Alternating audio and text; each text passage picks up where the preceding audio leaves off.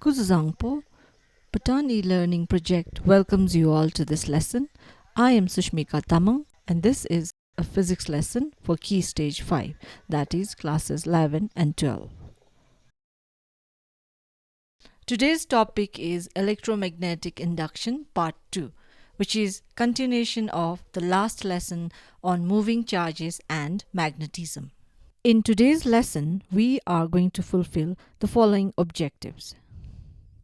Define electromagnetic induction, state Faraday's laws, state Lenz law, and determine the direction of induced current.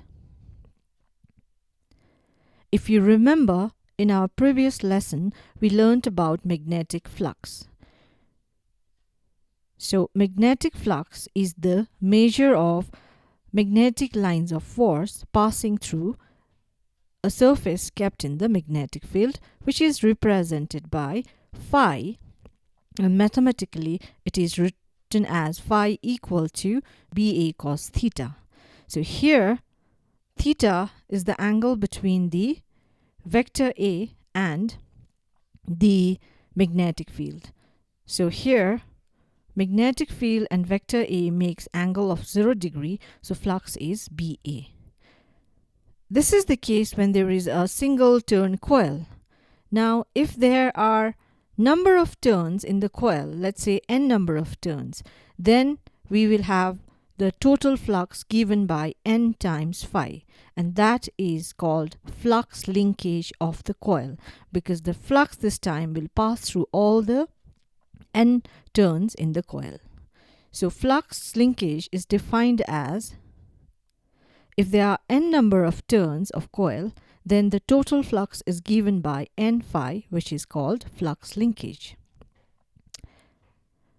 Now we will learn about the electromagnetic induction from this video. We have already seen that if we pass current through a coil, it generates magnetic field around it, like a bar magnet, which means an electric current can give magnetic field. But a curious man named Michael Faraday wondered whether the reverse was possible. Could magnetic field create electric current? So Faraday got excited and he performed a lot of experiments to test this. So let's pretend we are Faraday. What kind of experiments would we need to perform to check whether this is true or not? Well, we will require an electric circuit to have current in it. Basically, take a coil with some current sensing device which can tell us whether there is current flowing or not. Faraday used a galvanometer which can tell us whether there is flow of current and also will tell you the direction of flow of current. But you know what? Galvanometers are boring. So let's use a bulb instead of galvanometer. Let's assume that our bulb will glow yellow if current flows in one direction and blue in opposite direction. That makes the experiment so much more fun. Now let's bring a magnet and place it close to the coil and let's see what happens. And we see nothing. There is no glow in the bulb. That means there is no current.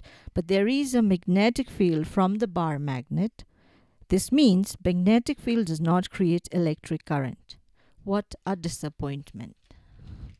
So let's pack up and go home. Let's throw away the magnet. Wait, I just saw a spark of light. Let's bring back magnet. Oh, flash, this time it was blue, so that current is flowing in opposite direction. We created current, but it seems to work only when the magnet is moving, not when it is at rest. And as Faraday, I raise my eyebrows and say, interesting. Now let's play with this even more. Now, what if we keep the magnet at rest and move the coil instead? Do you think we'll create current? Yes, we saw a flash of light when the coil was moving. So this means whether it is the coil or the magnet, one will have to move, and during the motion, we are getting electricity. To understand more, let's look at another experiment Faraday performed. This time, instead of magnet, he brought a coil connected to a battery. The idea is when we close the switch, this current flows through the coil and it will produce magnetic field. We will see whether the magnetic field will produce current or not in this coil. The coil where current flows is called primary, and the one where current is created is called secondary. So basically, we are using electromagnet instead of magnet. Now let's close the key. A flash of light. Right now also current is flowing through the primary coil, but we are not getting anything in the secondary coil. We got the flash of light only for a split second. What's happening? Let's open the key. Again we got a flash of different color. So Faraday tried to figure out the secret. What is common in both the experiments? One with the magnet, one with the coil. Here is what Faraday discovered. If we go back to the experiment of bar magnet and the coil, we saw that when we moved the magnet closer to the coil or moved away, that's when the bulb showed a flash of light. If I move the magnet closer, notice the magnetic field lines increases, and if I move it further away, magnetic field lines through the coil decreases. And since it is during that time we found a flash in the bulb, maybe Faraday thought a changing magnetic field passing through the coil induces current. When the magnet is stationary, there is a magnetic field, but it is not changing with time. Maybe steady magnetic field do not produce current. Changing magnetic field produces current. Let's see if we can apply the same logic even to the second experiment. In the second experiment, we get a flash when we close the switch and when we open it, but not in between. What is going on here? Well, when we close the switch, we know current starts to flow through the coil. Let's say that's 1 ampere. Before closing it was 0. Now it is 1 ampere. But the question is, does the current jump from 0 to 1 ampere suddenly? No. It goes from 0.1 to 0.2 to 0.3 and then finally it reaches 1 ampere. This happens very fast in a matter of milliseconds. So it's during that time, just after we close the switch, the current is growing to its maximum value. That's 1 ampere. During that time, magnetic field generated by the current is also growing, and so the field through the secondary coil is increasing. During that time, the current is produced in the coil and that gives the flash of light in the bulb. Since time taken for the growth is very small, we get a flash of light that disappears after few seconds. Once the current reaches its maximum value of 1 ampere, the magnetic field is not changing anymore. Therefore, there is no more current. And the same thing happens when we open the switch. The current dies out, but it takes some time for the current to die, and during that time, even the magnetic field dies out. Magnetic field is decreasing, and when we see a flash of light. So what Faraday had discovered through this experiment is that steady magnetic field does not generate electric current, but a changing magnetic field does. That is the secret. So the current that is produced over here, or we can also say the voltage that is produced here due to changing magnetic field, we call them induced current or induced voltage, to differentiate it from the current and voltage we get from battery. And this phenomena is called electromagnetic induction. So electromagnetic induction is a phenomena in which when you change magnetic field through a coil, it induces voltage or current. So when Faraday presented his discovery, one person asked him, "So what? Changing magnetic field produces voltage. What is the big deal?" Faraday said, "One day, this will power up our entire world, and today, even after more than 200 years, all our generators, all the electricity we get at our homes is produced by electromagnetic induction. So from the video, it is very clear that the phenomena of electromagnetic induction is the generation of current or EMF by changing the magnetic field through the coil. From the experiment conducted by Faraday, he formulated Faraday's laws. Now, before we get into Faraday's law, let us do this simulation. In this simulation, you can see 4 turns in the coil, and the 2 ends of the coil are connected to a galvanometer and a bulb. There is a bar magnet which will give magnetic field lines. Now let us place the magnet close to the coil and see what happens. There is no glow in the bulb, there is no deflection in the galvanometer. So here you can see, though the magnetic flux or magnetic field lines are passing through the coil, it is not moving. Hence, there is no generation of electricity. Now, let me move the bar magnet closer. You can see there is deflection in the galvanometer and there is a glow in the bulb. Now if I move it away, if I move the bar magnet away, the deflection is in opposite direction and there is glow in the bulb. So from here we get the first Faraday's law, which states that whenever there is change in the magnetic field lines passing through the coil, there is current or voltage induced. Now let's play some more with this simulation. What do you think will happen if I increase the speed of this magnet? Did you see what happened? When I increase the speed, the flux or magnetic field lines are changing faster, and that makes the bulb glow brighter and the deflection goes to maximum. Let me take it away at faster rate. See, the bulb glows to its maximum intensity and the galvanometer goes to maximum deflection but in opposite direction. So from this we know that if the flux linked with the coil changes at greater rate, then there is more current induced. So the induced EMF is directly proportional to the rate of change of magnetic flux. And that is Faraday's second law. And that is all from this simulation. Now, from the simulation, we can easily state Faraday's first and second law.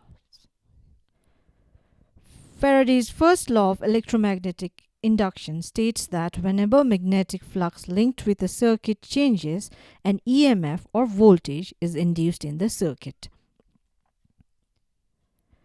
Faraday's second law of electromagnetic induction states that the rate of change of magnetic flux is directly proportional to the induced EMF or voltage, as you saw in the simulation.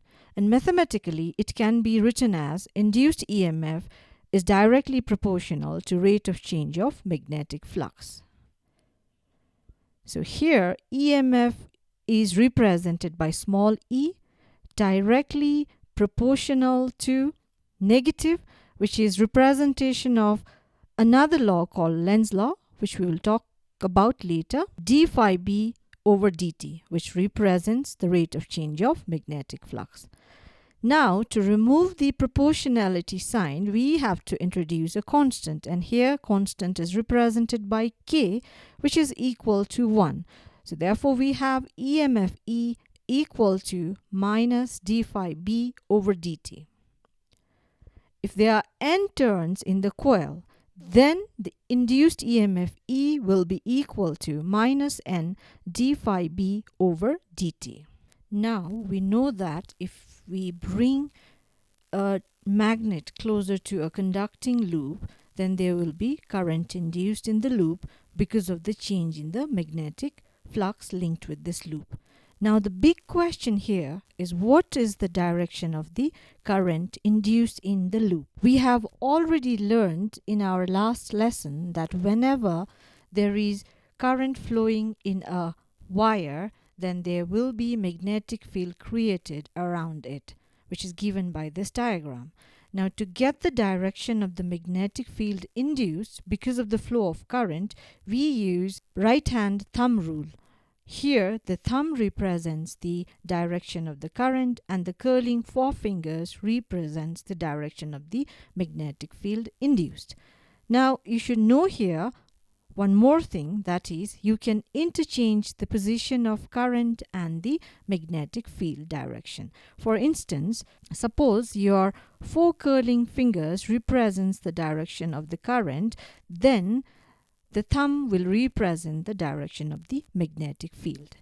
So using that idea, we will try to get the direction of the induced current in the loop.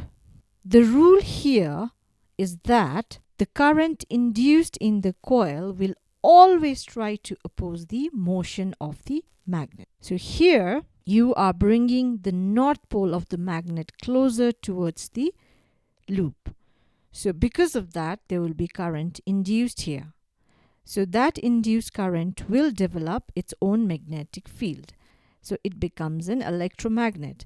So this electromagnet will be having its north pole on the upper face of the loop and south pole on the lower face of the loop, so that it can oppose the motion of the magnet. For instance, if north pole is brought closer, then the north pole of this induced electromagnet will try to oppose the motion of this magnet. So now with that north and south poles marked, we can find the direction of the induced magnetic field. So it is going out of the upper face and entering the lower face. So we got the direction of magnetic field lines. Now we can use the right hand thumb rule to get the direction of the current induced. So here the thumb represents the direction of the induced magnetic field and the curling forefingers represents the direction of the current induced. So that is why we have the direction of the current in counterclockwise. So this is how we get the direction of the induced current. Now let's try one more time. This time let's take the bar magnet away from the conducting loop. So when you are taking it away, there is change in the flux that will induce the current, and the induced current will make this electromagnet, this loop an electromagnet, which will try to oppose the motion of the magnet, which means it will try to oppose the upward motion. What does it mean? It means that upper face of the loop will be south pole and the lower face will be north pole. So then the south pole will attract the north of the bar magnet. So that is why it will oppose the motion. So then if upper face is south and lower face is north, then magnetic field lines are directed from north to south. So we got the magnetic field lines direction. Now we will apply right hand thumb rule to get the direction of the current. So here the thumb represents the direction of the magnetic field lines. So the forefinger curling, you can try with your own hands now. The curling forefingers will represent the direction of the induced current. So this time the current induced is in clockwise direction. And this is Lenz law. Lenz law in simple way can be stated as the current induced will always try to oppose the cause that produced it. So that is the simple representation or statement of Lenz law. So according to Lenz law, the induced current has a direction such that the magnetic field due to the current opposes the change in the magnetic flux that induces the current. and you have seen that it helps to find the direction of the induced current. As stated earlier, the negative sign shows the opposition. So this is actually representation of Lenz law. Now let's see whether you have understood completely the Lenz law and see whether you can get the direction here correct or not. So you can see in the diagram this time you are taking the south pole of a magnet closer towards the conducting loop. So the question here is, what is the direction of induced current in the circular loop? Okay, I'll give you a few seconds to think over. Okay. Let's check whether you are correct or not. So, south pole is brought closer, which means the current induced should oppose this. When will it oppose? When south pole is created on the upper face like this. So if south pole is created, then it will try to repel, right? The induced current will try to oppose the motion of the magnet. So if south pole is created here, north pole is naturally created downwards. So the magnetic flux will be directed in this direction, and applying right hand thumb rule, we can get the direction of the current, and the direction of the current is clockwise. I hope you got this correct. What is the significance of Lenz law? You can see here you're bringing a bar magnet closer to a circuit which is connected to a bulb. So as you bring it closer, the magnetic field lines linked with the coil changes, because of which there is current induced. The induced current creates a magnetic field which will try to oppose the motion of the magnet. So a north pole is created facing the bar magnet's north. As a result, you have to apply extra force, or you have to give extra energy to move the magnet. This energy is converted to electrical energy. Now you're moving it away. You're moving the bar magnet away. So as you move away, again there is decrease in flux, which will induce the current in the coil, and the induced current will be creating magnetic flux, which will again try to oppose the motion of the magnet. This time south pole is created facing the north pole of the magnet. That way you will have to apply extra energy to move it away. This extra energy is converted to electrical energy. So this shows that the Lenz law follows the law of conservation of energy. So you saw that Lenz law obeys the law of conservation of energy. That is, the mechanical energy that you apply is converted into electrical energy, thus lighting the bulb. Now we'll do a numerical question. A coil of 100 turns encloses an area of 100 centimeters square. It is placed at an angle of 70 degrees with the magnetic field of 0.1 Weber per meter square. What is the magnetic flux through the coil? If the magnetic field is reduced to 0 in 10 to the power negative 3 seconds, what EMF is induced in the coil? So here you are asked to find the flux and the EMF induced. If you remember, in the last lesson we learned the formula to find the magnetic flux. Remember, it is phi is equal to BA cos theta. B is already given in the question. Area is also given, but you can see it is in centimeter square, so you have to convert to meter square, the SI unit. And then theta given is 70 degree. Do we take 70 degree? No, because it says the area makes angle of 70 degree with the magnetic field. We don't need that. We need the normal of the area. So that is why we subtract 70 from 90. So we get 20 degree. Now substituting all the values, we get the magnetic flux linked with that area to be 0.94 times 10 to the power negative 3 Weber. Now to find the EMF induced if the magnetic flux is changed from this value to 0. The formula is E is equal to minus N d phi B over dt. So, number of turns already given in the question is 100. D phi is the change in the flux. So, it is changing from 0.94 times negative 3 to 0. So, final minus initial. So, that is the change in the flux over what time? Time is 10 to the power negative 3 second. So, substituting all the values, we get the EMF induced to be 94 volt. I hope you got the idea how to solve numerical questions. You can try on your own some more. So, with this, we have come to the end of our lesson. Let's have a recap.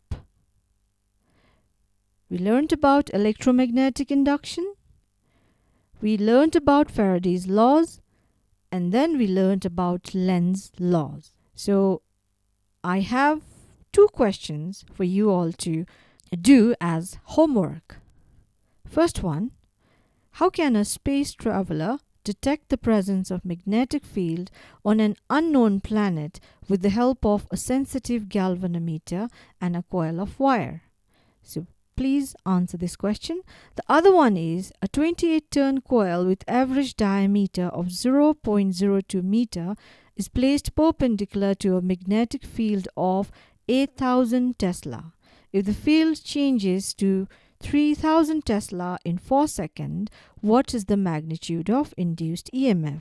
Please take pi value here as 22/7. With this, we have come to the end of our lesson. I hope you all enjoyed it. See you all in my next lesson. Thank you.